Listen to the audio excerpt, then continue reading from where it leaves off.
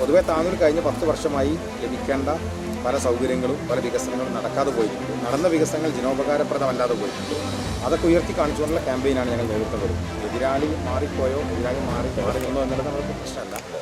പാണക്കാട് സയ്യിദ് സാദിഖ് അലി ശിഹാബ് തങ്ങൾ ഇത്തവണ മുസ്ലിം ലീഗിന്റെ സ്ഥാനാർത്ഥി പട്ടിക പ്രഖ്യാപിച്ചപ്പോൾ അതിൽ ഏറ്റവും ബേബിയായിട്ടുള്ളത് MSFന്റെ സംസ്ഥാന അധ്യക്ഷൻ PK നവാസാണ്. നവാസ് ജനവിധി തേടുന്നത് താനൂരിൽ നിന്നാണ്. താനൂർ മന്ത്രി V അബ്ദുറഹ്മാന്റെ മണ്ഡലമായിരുന്നു. അത് പിടിച്ചെടുക്കുക എന്ന വലിയൊരു ദൗത്യമാണ് സാദിഖ് അലി തങ്ങൾ ഈ PK നവാസിൽ നിക്ഷിപ്തമാക്കിയിരിക്കുന്നത്. നവാസ് നമുക്കറിയാം നല്ല വാഗ്മിയാണ്, സമര പോരാട്ടങ്ങളിലൂടെയൊക്കെ മികച്ചു നിന്ന ഒരു വിദ്യാർത്ഥി നേതാവാണ്.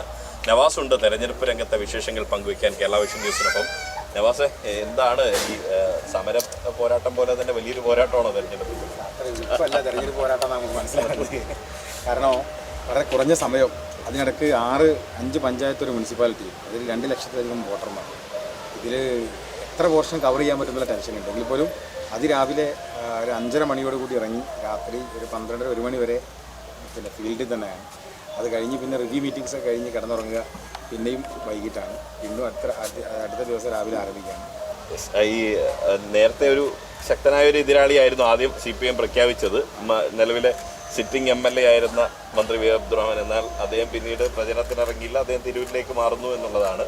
തിരൂരിലെ LDF ആരോട് ചോദിച്ചപ്പോൾ അവർ പറഞ്ഞത് മാമൻ താനൂരിൽ മാമൻ എന്നാണല്ലോ അബ്ദുറഹ്മാൻ വിളിക്കുക, മാമൻ താനൂരിൽ കുറച്ച് വികസനങ്ങൾ നടത്തിയിട്ടുണ്ട്, അതുപോലെ തന്നെ തിരൂരും വികസിപ്പിക്കുമെന്നുള്ളതാണ്. താനൂർ എങ്ങനെ ഭയങ്കര വികസനമാണോ എങ്ങനെ? അല്ല, നിങ്ങൾ ചോദ്യം അതിന് ഉത്തരമുണ്ട്. ശക്തനായ ഒരു സ്ഥാനാർത്ഥി ആയിരുന്നു, ഇപ്പോഴുള്ള സ്ഥാനാർത്ഥി എങ്ങനെ എനിക്കറിയില്ല, അത് ശരിയാണോ? ഞങ്ങൾ എന്തായാലും എതിർ സ്ഥാനാർത്ഥിയെ മോശമായിട്ടൊന്നും കാണുന്നില്ല. ഒപ്പണന്റ് കാൻഡിഡേറ്റ് ഒരു പാർട്ടിയുടെ പ്രതിനിധിയാണ്, സ്വാഭാവികമായി കേരളത്തിൽ ഭരിക്കുന്ന ഭരണകക്ഷിയുടെ പ്രതിനിധിയാണ്. അതുകൊണ്ട് അത് വെച്ചുള്ള ക്യാമ്പയിനാണ്, ഭരണപക്ഷത്തിൻ്റെ പരാജയം ഉയർത്തി കാണിച്ചുള്ള ക്യാമ്പയിനാണ് താനൂരിൽ നടത്തുന്നത്. പൊതുവെ താനൂർ കഴിഞ്ഞ 10 വർഷമായി ലഭിക്കേണ്ട പല സൗകര്യങ്ങളും പല വികസനങ്ങളും നടക്കാതെ പോയിട്ടുണ്ട്. നടന്ന വികസനങ്ങൾ ജനോപകാരപ്രദമല്ലാതെ പോയിട്ടുണ്ട്. അതൊക്കെ ഉയർത്തി കാണിച്ചുകൊണ്ടുള്ള ക്യാമ്പയിനാണ് ഞങ്ങൾ നേതൃത്വം കൊടുക്കുന്നത്. എതിരാളി മാറിപ്പോയോ എതിരാളി മാറി നിന്നോ എന്നുള്ളത് നമുക്ക് പ്രശ്നമല്ല. ഞങ്ങൾ പ്രതിനിധീകരിക്കുന്ന UDF ആണ്. ആ UDFനെ സംബന്ധിച്ച് ഒരു ബദൽ ഞങ്ങൾ മുന്നോട്ട് വെച്ചിട്ടുണ്ട്. സാധാരണ രീതിയിൽ കേരളത്തിലെ പ്രതിപക്ഷം എന്ന് പറയുന്നത് സമരങ്ങൾ നടത്താൻ ഭരണപക്ഷത്തിൻ്റെ തെറ്റുകളെ ചൂണ്ടിക്കാണിക്കാനുള്ള ദൗത്യം മാത്രമാണ്. പക്ഷേ ഇത്തവണത്തെ പ്രതിപക്ഷം ക്രിയാത്മകമാണ്. ഞങ്ങളൊരു ബദൽ കാണിച്ചുകൊണ്ടാണ് മത്സരിക്കുന്നത്. അപ്പോൾ ആരോഗ്യ മേഖല വലിയ പ്രശ്നമുണ്ട്. എന്നാൽ അതിൻ്റെ എന്താണ് പരിഹാരം? ആ ചോദ്യത്തിന് ശൂന്യതല്ല, ഒരു ഉത്തരം മുന്നോട്ട് വെച്ച് ഞങ്ങൾ സംസാരിക്കും. അപ്പോൾ സ്വാഭാവികമായി ജനങ്ങൾ വലിയ സ്വീകാര്യതയാണ് അതുള്ളത്. അത് താനൂരിലെ ജനതയും സ്വീകരിക്കുന്ന ഞാൻ വിശ്വാസം. ഞാൻ ഒരു തിരുത്ത് വരുത്താണ്. ഞാൻ ഇപ്പോഴത്തെ സ്ഥാനാർത്ഥി എതിർ സ്ഥാനാർത്ഥി മോശം എന്നല്ല ഉദ്ദേശിച്ചത്. പക്ഷേ V അബ്ദുറഹ്മാൻ സംസ്ഥാന തലത്തിൽ അറിയപ്പെട്ട ഒരാളായിരുന്നു. T മുഹമ്മദ് സമീർ അങ്ങനെ അറിയപ്പെട്ട ഒരാളല്ല എന്നാണ് ഉദ്ദേശിച്ചത്. സ്വാഭാവികമായും ഇനി മറ്റൊരു ചോദ്യം എന്ന് പറയുന്നത്, ഈ തിരൂരിൽ പോയപ്പോൾ അവിടെ UDFന്റെ പ്രചരണ വിഷയത്തിൽ മെസ്സി ഉണ്ട്, ഇവിടെ അങ്ങനെയുണ്ടോ? അല്ല, മെസ്സി സ്വാഭാവികമായിട്ട് ഉണ്ടാവുമല്ലോ.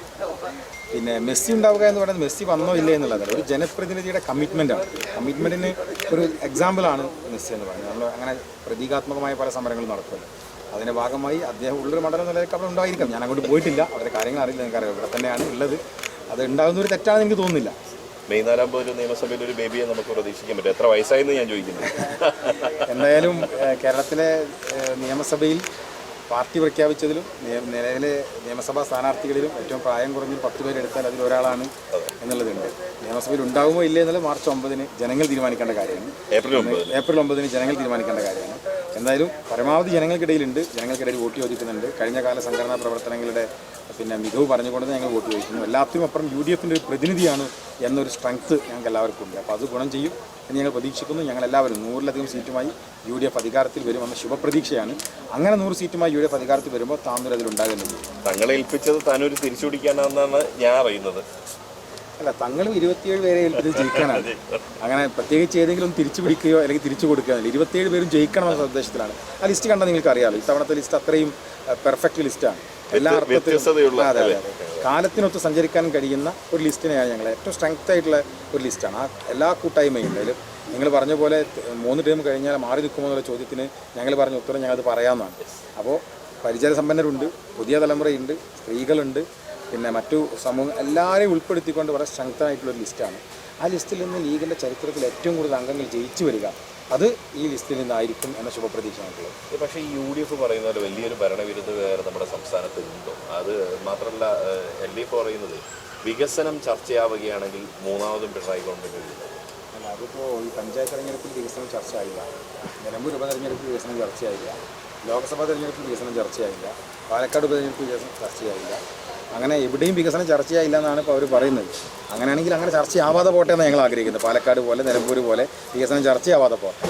അതല്ല വികസനം ചർച്ചയായതാണ് ഇവിടേക്ക് ഉണ്ടായതെങ്കിൽ ആ വികസനം സജീവമായി ചർച്ചയാവും. അതൊക്കെ വെറും പൊളിറ്റിക്സിൻ്റെ ഒരു ഗിമ്മിക്സ് മാത്രമേ ഉള്ളൂ. വികസനം തന്നെയാണ് ജനങ്ങളെ സംബന്ധിച്ച് വികസനം തന്നെയാണ് ചർച്ച. ജനങ്ങൾ അടിസ്ഥാനപരമായി പഴയ പോലെ ഏതെങ്കിലും തരത്തിലുള്ള PR എക്സസൈസൊന്നും മറികടക്കാൻ കഴിയുന്ന ഒരു കാലമല്ല ഇപ്പോൾ. ജനങ്ങളെ സംബന്ധിച്ചിപ്പോൾ ചാനലുകളിലെ വാർത്തകളായാലും സോഷ്യൽ മീഡിയയിലെ ഫീഡുകളായാലും അതിൽ നിന്ന് കാണുന്നതൊക്കെ അതുപോലെ വിഴുങ്ങുന്ന ഒരു ജനതയൊന്നുമല്ല ഇപ്പോൾ. അതിൻ്റെ ഒരു പ്രാഥമിക പ്രൈമറി പരിശോധന നടത്താൻ കഴിയുന്ന തരത്തിലുള്ള സംവിധാനങ്ങളുള്ള ജനങ്ങളാണ്. അപ്പോൾ ജനങ്ങളെ സംബന്ധിച്ച് അറിയാം വോട്ട് തിരഞ്ഞെടുപ്പ് നടക്കുമ്പോൾ ഞങ്ങൾ എന്തിനു വോട്ട് ചെയ്യണം. അവിടെ ഒരു 50% ഡെവലപ്മെൻറ്റ്സും അതുപോലെ തന്നെ മറ്റു കാര്യങ്ങളാണ്, 50% കാൻഡിഡേറ്റാണ്. അങ്ങനെ അതൊക്കെ നോക്കിയിട്ടുള്ള സമ്മിശ്രമായ പരിശോധന നടത്തിയിട്ടാണ് അതിലേക്ക് പോവുക. അപ്പോൾ അവിടെ വികസനം ഒരു ഘടകം തന്നെയാണ്. എന്തായാലും മെയ് 4 ആകുമ്പോഴത്തേക്ക് നന്നായി പുഞ്ചിരിക്കുന്ന ഒരു നവാസിനെ കാണാൻ കഴിയും. Very thank you. PK നവാസാണ്. അദ്ദേഹം നേരത്തെ പറഞ്ഞ പോലെ സമരങ്ങളിലൂടെ മികവ് തെളിയിച്ച ഒരാളാണ്. അദ്ദേഹം വലിയ ആത്മവിശ്വാസമാണ് താനൂരിൽ പ്രകടിപ്പിക്കുന്നത്. ഇത്തവണ താനൂർ തിരിച്ചു പിടിക്കാൻ തന്നെയാണ് തങ്ങൾ തന്നെ ഈ ദൗത്യം ഏൽപ്പിച്ചിരിക്കുന്നത് എന്നും കൂടി അദ്ദേഹം വ്യക്തമാക്കുകയാണ്. ക്യാമറ പേഴ്സൺ TK റിഷാദിനൊപ്പം Riyas KMR, Kerala vision news, Malappuram.